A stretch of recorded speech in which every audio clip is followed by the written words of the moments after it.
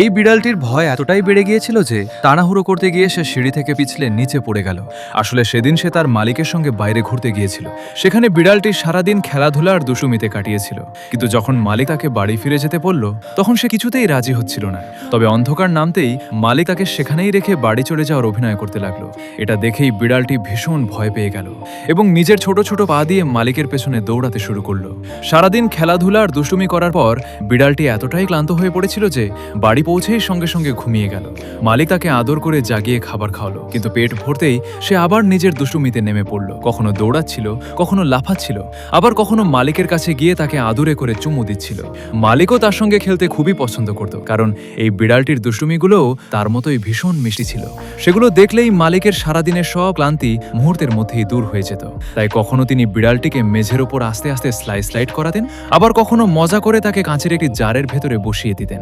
তখন বিড়ালটির নিষ্পাপ মুখভঙ্গি দেখার মতো হতো। এই মিষ্টি বিড়ালটিকে আপনি 10-এর মধ্যে কত নম্বর দেবেন? কমেন্টে অবশ্যই জানান এবং লাইক ও সাবস্ক্রাইব করতে ভুলবেন না।